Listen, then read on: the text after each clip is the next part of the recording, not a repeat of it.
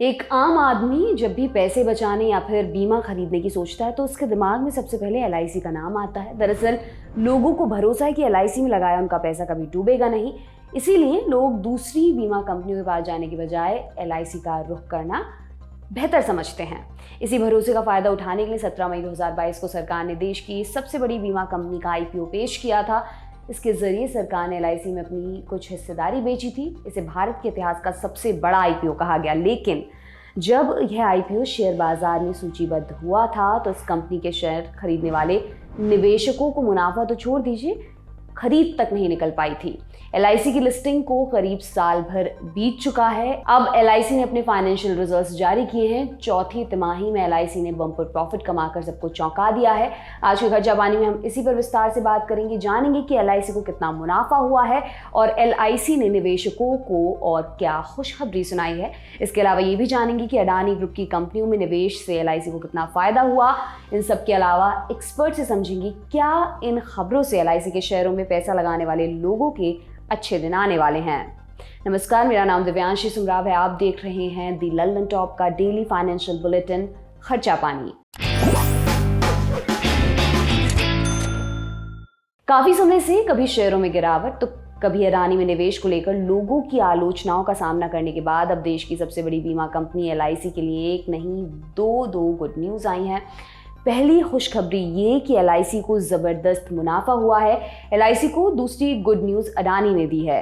LIC को अडानी समूह की कंपनियों में निवेश से मोटा फायदा हुआ है। तो पहले बात करते हैं कंपनी के फाइनेंशियल रिजल्ट्स की।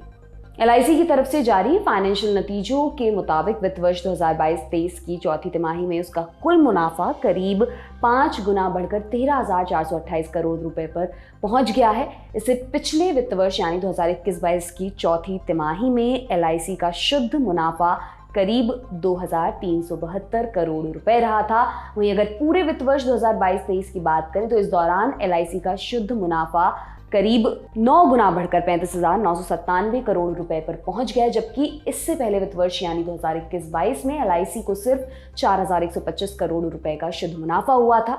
इसके अलावा अडानी समूह में एलआईसी का निवेश भी जमकर फायदा पहुंचा रहा है। अडानी समूह में एलआईसी के निवेश की वैल्यू में 6200 करोड़ रुपए का उछाल देखने को मिला। 23 मई 2023 को अडानी ग्रुप की कंपनियों में एलआईसी के निवेश का बाजार मूल्य बढ़कर 45,481 करोड़ रुपए पर पहुंच गया है। इसी साल 24 जनवरी को अमेरिकी रिसर्च फर्म हिंडनबर्ग की रिपोर्ट सामने आने के बाद से फरवरी में एलआईसी को अडानी समूह ने भारी झटका दिया था, क्योंकि अडानी समूह के शेयरों में भारी गिरावट देखने को मिली थी। इसके चलते फरवरी महीने से लेकर अप्रैल तक एलआईसी को अडानी समूह में किए गए निवेश पर भारी नुकसान हो रहा था। लेकिन मार्च में अमेरिकी जीक्यूजी पार्टनर्स के मुखिया राजीव जैन ने अडानी को निवेश के जरिए संजीवनी दी थी। तब से लेकर जैन अडानी की कंपनियों में करीब 30,000 करोड़ रुपए का मोटा निवेश कर चुके हैं। इसके बाद 19 मई को सुप्रीम कोर्ट की एक्सपर्ट कमेटी ने भी अडानी ग्रुप को राहत देते हुए एक तरह से पहली नजर में क्लीन चिट दे दी थी। सुप्रीम कोर्ट की कमेटी की रिपोर्ट के सामने आने के बाद अडानी समूह के स्टॉकेट पर सवार नजर आ रहे हैं। इस तेजी का बड़ा फायदा देश की सबसे बड़ी सरकारी बीमा कंपनी एलआईसी को भी हुआ है। अडानी को लेकर हिंडनबर्ग की रिपोर्ट जारी होने के बाद जब विपक्ष ने एलआईसी की तरफ से अडानी समूह में किए गए निवेश को लेकर बवाल मचाया था, इसके बाद एलआईसी ने बताया था कि कंपनी ने अडानी समूह की कंपनियों में कुल 30,127 करोड़ रुपए का निवेश कर रखा है। हिंडनबर्ग की रिपोर्ट के आने से पहले अडानी समूह के शेयरों में एलआईसी के निवेश की मार्केट वैल्यू करीब 80,000 करोड़ के आसपास थी। इस बारे में हमने मार्केट एक्सपर्ट संतोष कुमार सिंह से बात की। एक चीज ये दर्शा रहा है कि इनकी ऑपरेशनल कैपेबिलिटीज बढ़ रही हैं पहले से, क्योंकि एलआईसी में हमेशा ये होता है कि खर्चे बहुत ज्यादा होते हैं, क्योंकि इनको क्लेम पेमेंट देना पड़ता है, इनके एम्प्लॉइज के खर्चे हैं। तो इन खर्चों में इनकी ऑपरेशनल कैपेबिलिटीज बढ़ी है। पिछले साल से कह लें कि पिछले साल सेम क्वार्टर से, या कह लें कि पिछले जो क्वार्टर गया है दिसंबर क्वार्टर का 2022 में, तो ऑपरेशनल अगर कैपेबिलिटीज आपकी ज्यादा, एफिशिएंसी अगर आपकी बढ़ती है तो आपके नेट प्रॉफिट पे जरूर बढ़ता है। और वही चीज होते हुए देखी गई है, क्योंकि टॉप लाइन में बहुत ज्यादा ग्रोथ नहीं है और आपकी ऑपरेशनल एफिशिएंसी बढ़ी है, आपके इन्वेस्टमेंट इनकम बढ़ रहे हैं, जिसके कारण कि आपका बॉटम लाइन अच्छा हुआ है। मुझे लगता है कि इनको चौतरफा देखना चाहिए मैनेजमेंट को, कि पहली चीज आप प्रीमियम इनकम ज्यादा बढ़ाएं, उसके साथ इन्वेस्टमेंट भी आपको इनकम बढ़ाने पड़ेंगे, तब जाके आपको कहीं ना कहीं शेयर होल्डर्स की वैल्यू में ग्रोथ होगा और फिर मार्केट जो है इसको पॉजिटिव लेगा और मार्केट में शेयर प्राइस के बढ़ेंगे। तो इन तमाम चीजों पर मुझे लगता है कंपनी को ध्यान देना चाहिए। अडानी में जो निवेश है LIC ने जो है कह लें कि थोड़ी सी वैल्यू अपनी बढ़ाई थी निवेश की और गिरने के समय, लेकिन उन्होंने बेचा नहीं, ये सबसे बड़ी बात थी। और आज जब उनके वैल्यू बढ़ चुके हैं तो एक सेंटिमेंटल पॉजिटिव होता है कंपनी के लिए, क्योंकि कंपनी का वैल्यू बढ़ गया। लेकिन जब तक आप कंपनी के जो है शेयर प्राइस को लिक्विडेट नहीं करते, वो एक्चुअल वैल्यू ट्रांसफर नहीं होती है आपके पास। तो अब वो अगर मुनाफा उसमें वसूल करने चाहें या फिर उनको उनकी टीम को, जो इन्वेस्टमेंट टीम है, उनको अगर वैल्यूएशन वैसे दिखते हों, तब उन्हें अगर निवेश का जो मुनाफा जब तक नहीं आता कंपनी पे, केवल ये सेंटिमेंटल पॉजिटिव है और नॉशनल प्रॉफिट जिसे हम कहते हैं वो है, जब तक ये निवेश से पैसा नहीं निकाल लेते हैं तब तक एक्चुअल फायदा शेयर होल्डर्स को नहीं होगा। अब समझ लेते हैं कि LIC को जो दोहरी खुशी मिली है उसके बाद क्या निवेशकों के भी अच्छे दिन आएंगे।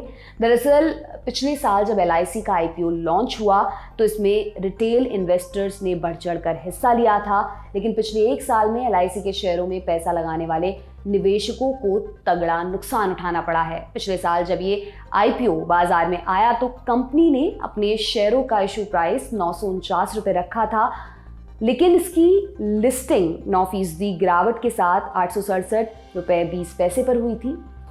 एक साल बीत चुका है, इसके बावजूद LIC के शेयर खरीदने वाले लोग नुकसान में हैं, क्योंकि LIC का शेयर अपने इशू प्राइस से अब भी 35% नीचे कारोबार कर रहा है। इस तरह से एक साल में शेयर निवेशकों के 2 लाख करोड़ रुपए से ज्यादा डुबो दिए हैं।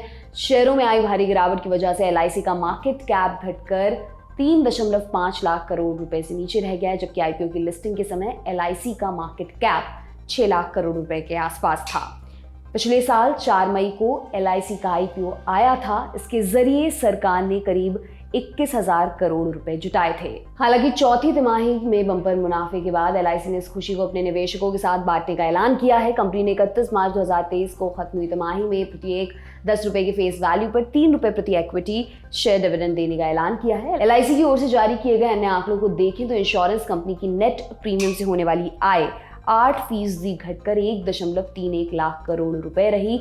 एक साल पहले ये 1.43 लाख करोड़ रुपए रही थी। इसके अलावा लिस्टिंग के बाद LIC का चौथी तिमाही में प्रीमियम 12,811 करोड़ रुपए रहा, जो एक साल पहले की तिमाही में 14,614 करोड़ रुपए से 12% कम है। जनवरी मार्च अवधि के लिए निवेश से आय मामूली रूप से बढ़कर 67,846 करोड़ रुपए हो गई। इसके पहले LIC की निवेश से कमाई 67,498 करोड़ रुपए रही थी। वहीं LIC के निवेशकों के लिए राहत की बात यह है कि तिमाही नतीजों के बाद से LIC के शेयरों में जोरदार तेजी देखने को मिली है। गुरुवार को LIC का शेयर 4% की जोरदार तेजी के साथ 603 रुपए पर पहुंच गया। आपको बता दें कि पिछले एक साल में म्यूचुअल फंड्स और FII ने इसमें अपनी हिस्सेदारी कम की है। मार्च के शेयर होल्डिंग पैटर्न के मुताबिक LIC में म्यूचुअल फंड्स की हिस्सेदारी 0.63% रह गई है, जो दिसंबर में 0.66% थी। इसी तरह FII की हिस्सेदारी भी 0.17% से घटकर 0.08% रह गई है। लेकिन इस दौरान रिटेल इन्वेस्टर्स की हिस्सेदारी 1.92% से बढ़कर 2.04% हो गई है। इस बारे में भी हमने एक्सपर्ट से बात की। अगर आप देखें LIC पॉलिसी आखिर बेचता कौन है, तो इनके एजेंट बेचते हैं। एजेंटों में जो ग्रोथ हुई है, अगर आप प्राइवेट सेक्टर में देख रहे हैं और सरकारी जो कि ये कंपनी है LIC, उसमें एजेंटों के एडिशंस में जो है ये पीछे रह चुके हैं थोड़े अपने प्राइवेट प्लेयर्स से। मुझे लगता है कि वहां पर इन कंपनी को ध्यान देना चाहिए और वहां अगर ध्यान देते हैं तो डेफिनेटली इनका जो बिजनेस है वो बढ़ेगा। जो फाइनेंस की एनुअल प्रीमियम इक्विवेलेंट जिसे हम कहते हैं वो बढ़ जाएगा और उसके बाद जो है कंपनी में मुनाफे अच्छे आने लगेंगे। मार्जिन डेफिनेटली पहले से सुधरी है। मुझे लगता है कि काफी बड़ा स्कोप अभी भी है यहाँ पर कि इसमें बढ़ाया जाए, क्योंकि इतनी बड़ी एसेट्स जो है इनके पास है जिसमें कि बहुत बड़ा रिटर्न आना चाहिए, जो कि अभी नहीं आ रहा है। पर धीरे धीरे रिकवरी पाथ पे है और मुझे लगता है कि आने वाले दिनों में कंपनी में कुछ अच्छा हो सकता है। और अगर ये होता है और कह रहे हैं कि इनके जो एम्बेडेड वैल्यू है, जो कि एम्बेडेड वैल्यू हम उस चीज को कहते हैं, ये आज के as on this date company ने जितने भी प्रीमियम लिए हैं उससे जो भी फ्यूचर इनकम आ सकते हैं और शेयर होल्डर्स की वैल्यू वो डिसाइड करती है। और वो 5,80,000 करोड़ के करीब है। कंपनी का मार्केट कैप जो है 3,80,000 करोड़ के आसपास है, मतलब एक ह्यूज डिफरेंस है। डिस्काउंट पे मिल रही है कंपनी, और डिस्काउंट पे इसलिए है क्योंकि इसमें ग्रोथ नहीं था, ग्रोथ आने लगा है।